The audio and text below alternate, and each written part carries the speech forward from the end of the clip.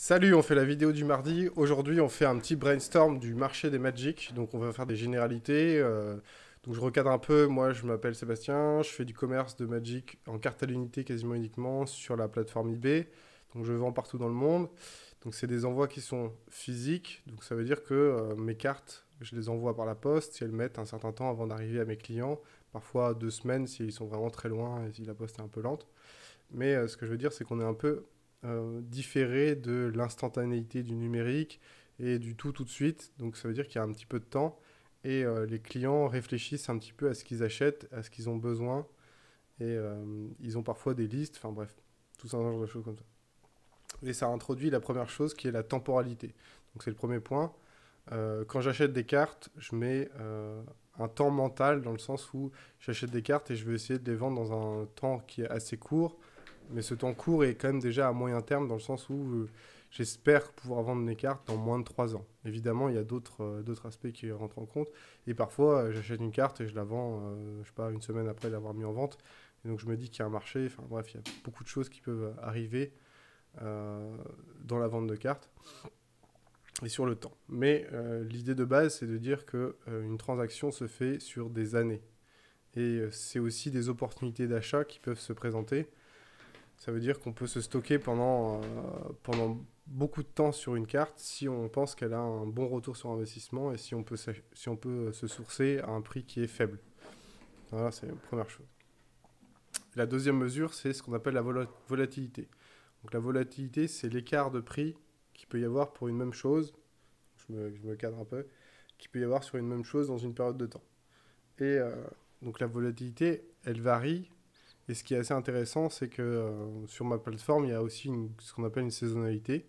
Dans le sens là, on est en plein dedans, je vais faire mon meilleur mois de cette année, on est en juin, et il commence à y avoir beaucoup de monde qui achète des cartes en même temps. Et ce qui se passe, c'est qu'il faut étudier la concurrence. Donc ça contredit un peu l'idée de temporalité initiale, parce qu'en fait, il peut y avoir une demande qui est importante sur une carte, mais surtout, il peut y avoir des stocks qui sont relativement faibles. Et même si une carte, on pourrait se dire c'est normal, tout va bien, j'ai même plein de concurrents, il y a énormément de... C'est très difficile de trouver sa place. En fait, en calculant les stocks que les autres ont, on se rend compte qu'on a une quantité de cartes qui est de peut-être 40 unités. Et 40 unités, ça ne sert finalement que 10 clients qui en veulent 4. Et comme les joueurs peuvent jouer 4 fois la même carte, 10 clients qui veulent avoir cette carte-là, c'est pas beaucoup sur la France entière, l'Europe ou même le monde qui peuvent accéder qui veulent cette carte en même temps. Donc ce qui veut dire qu'il faut se positionner à un prix qui est parfois très haut par rapport aux autres, parce qu'en fait il y a des chances qu'on se retrouve à être le dernier sur le marché, et surtout s'il y a une grosse demande, les prix vont monter et personne ne pourra prendre le risque de se stocker beaucoup plus cher qu'ils n'ont vendu les cartes, ou ils vont pas vouloir prendre ce risque. Maintenant on va attaquer le troisième point, ce qu'on appelle les biais d'achat. Donc on pourrait dire, pour faire du business sur Magic, il suffit de regarder ce que les gens veulent et les acheter et les vendre plus cher. Alors le problème, c'est que définir ce que les gens veulent, c'est très compliqué parce qu'on va plutôt se concentrer sur des spoilers ou des staples qui sont en fait l'univers compétitif. Parce qu'il y a des informations online qui sont lacunaires dans le sens où on va plutôt faire la promotion et ce sera beaucoup plus facile de relayer des decks de tournoi, des decks de champions et il y a une mise à disposition importante de données comme ça. Donc c'est une chose qui est intéressante, c'est sûr, de savoir qu'est-ce qui perf, qu'est-ce qui marche bien, quelles cartes sont très jouées, etc. C'est une bonne idée. Cependant, d'autres shops et d'autres grosses boutiques vont ouvrir des boîtes et vont aussi avoir un sourcing qui est forcément beaucoup plus étendu parce qu'il y a déjà des gens qui sont en place depuis des années et qui ont des moyens qui sont colossaux. Et donc réussir à entrer là-dedans, ça veut dire se sourcer avec difficulté, donc réussir à récupérer des cartes qu'on va payer assez cher. Et surtout, ça veut dire être en concurrence avec ce genre de boîtes qui, elles, n'ont pas forcément besoin de faire de l'argent sur ces cartes-là. Et surtout, ça vous met dans une situation qui est délicate, notamment s'il y a une réédition de cette carte, parce que les prix vont sans doute baisser assez vite. Et si vous avez un prix d'achat qui est haut, vous avez une possibilité d'impacter vos prix qui est quasiment faible, voire même inexistante. Dans le sens où vous ne pouvez pas baisser vos prix, sinon vous ne gagnez pas d'argent, même vous en perdez. Ainsi, si même une boîte récupère un nombre de copies importantes de cette carte-là, et là on parle de cartes qui valent 50, 60 euros, Donc si vous en avez, mettons, un petit peu, c'est-à-dire 3, 4, 5 playsets, 5 playsets, ça veut dire 20 cartes. 20 cartes à 60 euros, ça fait 1200 euros de trésorerie. C'est quand même conséquent. Et on peut répliquer ça sur vraiment des dizaines de cartes qui sont très jouées, qui sont jouées dans différents types de tournois. Et donc si vous avez une bonne partie de votre trésorerie qui sont utilisées pour ces cartes-là, vous êtes en risque d'avoir une concurrence presque déloyale, du sens où si quelqu'un trouve un bon stock à un bon prix, eh ben, il va pouvoir vous faire une concurrence qui sera très rude. Et dans ce cas-là, votre stock, il est quasiment mort dans le sens où il a très peu de chances d'être vendu. Donc c'est une première chose. Et qu'est-ce que je veux dire d'autre? La stratégie, ça peut être de faire des recherches différentes. Donc toujours sur l'information lacunaire, il y a aussi d'autres cartes qui sont beaucoup plus intéressantes en termes de commerce, parce que ça va être des cartes plutôt fun ou des cartes qui sont indémodables, dans le sens où c'est toujours marrant de les jouer et elles peuvent avoir un volume de vente qui est conséquent. C'est possible parfois d'en récupérer à moindre coût, voire même d'en échanger. Et c'est possible qu'il y ait une concurrence qui soit bien moindre. Et donc dans ce cas-là, on peut avoir des prix et essayer d'avoir des prix qui sont plus élevés. Euh, voilà. Alors, sinon pour l'augmentation de la valeur. Euh, donc il y a des cartes qui ont une tendance à la baisse, tout simplement parce que elles sont liées souvent au tournoi ou au bloc. Et dans ces cas-là, quand il y a beaucoup de joueurs qui sont en train de se demander qu'est-ce qui est jouable, qu'est-ce qui peut perfer, pendant une période de temps qui est souvent les formats des tournois, des temps de tournoi, les cartes vont quand même avoir une cote qui est assez élevée, même si elles ne sont pas jouées. Dans le sens parce qu'elles peuvent être jouées, donc peut-être qu'elles ont une utilité, on ne sait pas trop. Quand les decks se cherchent, les cartes ont quand même de la valeur. Et une fois que le temps passe et qu'on appelle les rotations et qu'elles sortent de ce type de tournoi ou qu'elles sortent de ces standards-là, les prix vont quand même avoir une grosse tendance à la baisse. Et ça peut être une division par 2, une division par 3. Donc ça peut être une baisse très importante. Et puis il y a aussi d'autres baisses, c'est-à-dire que si une édition sort, par exemple, il peut y avoir un effet wow qui est important sur certaines cartes. Et on ne sait pas encore comment il y aura de copies sur le marché. Et donc les prix d'annonce sont souvent beaucoup plus hauts qu'ils ne sont lorsque l'édition sort. Et lorsque des particuliers et des joueurs vont pouvoir mettre leurs cartes en vente et attaquer le marché par le bas. Parce qu'ils n'ont pas l'usage, tout simplement. Donc ça va être des tendances qui vont être plutôt à la baisse. Après, il y a d'autres choses, comme par exemple les bans. Même si, bon, la semaine dernière, on a eu un ban qui était un petit peu spécial, mais les bans pour les tournois de cartes font quasiment systématiquement baisser le prix d'une carte. On se rappelle du Oko qui était quasiment à 50 euros, qui est passé à 20 le week-end d'après. 25, enfin, qui a une grosse division par deux. C'est c'est une sanction qui est presque parfois inespérée pour que Magic trouve une meilleure rotation et qu'il y ait une plus grande variété de jeux. En fait, si une carte devient tellement forte qu'elle est jouée par tout le monde, elle n'a pas de raison d'exister. Si la meilleure réponse à une carte, c'est de la jouer aussi, ça ne présente plus beaucoup d'intérêt en termes de variation de jeu. Et pour les tendances à la hausse, bah, ça va être un peu le même principe, c'est-à-dire que une grosse hausse de prix, ça va être lié par exemple à des résultats d'un tournoi et ça peut prendre une temporalité qui est extrêmement courte, dans le sens où un tournoi se fait le samedi et le lundi déjà les prix ont monté pour certaines cartes, surtout quand il y a des cartes qui étaient peu jouées et qui finalement trouvent la victoire ou trouvent son public pendant un gros tournoi, ça peut jouer. Après, il y a d'autres choses beaucoup plus macro, comme par exemple, est-ce qu'il y a des nouveaux joueurs de Magic? Est-ce qu'il y a suffisamment de joueurs nouveaux de Magic pour que les prix montent? Et ça, c'est une question qui est importante. Donc moi, je me la suis posée surtout sur la montée des prix des Penland. Donc c'est une type de carte qui a été éditée dans beaucoup d'éditions, qui est vraiment dans les éditions de base et qui existe depuis très longtemps et qui a énormément de versions et qui doit y avoir des milliers et des milliers de copies dans le monde.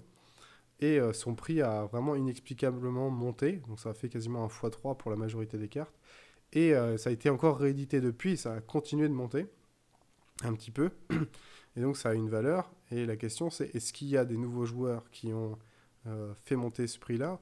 Ou est-ce que c'est l'émergence de nouveaux formats comme le DH par exemple qui ont fait monter ces prix? Donc c'est toujours ce genre de questions. Et puis, pour des cartes un peu plus spécifiques, il y a un autre point de vue qui peut être intéressant, c'est est-ce qu'il n'y a pas une population de joueurs qui prend de l'âge, qui vieillit un peu, mais qui a aussi un niveau de revenu qui est plus important et qui est prêt à payer beaucoup plus cher des cartes qu'il avait quand ils étaient jeunes. Et quand on voit que le jeu a 26 ans et qu'il y a des cartes qui étaient par exemple en 95 ou en 96, là on est quasiment 15 ans plus tard, c'est des gens qui ont la trentaine ou la quarantaine.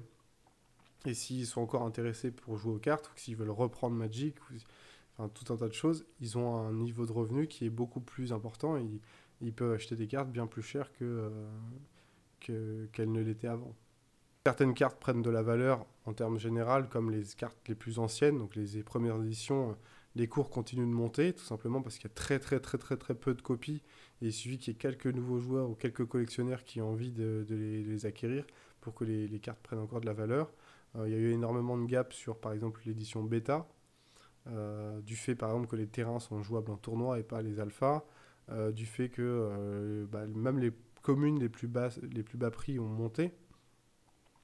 Il y a aussi les premières éditions brillantes, donc ça on parle d'Urza, on parle de la 7ème édition, même si ça c'est encore un peu plus spécifique tellement les prix sont dingues.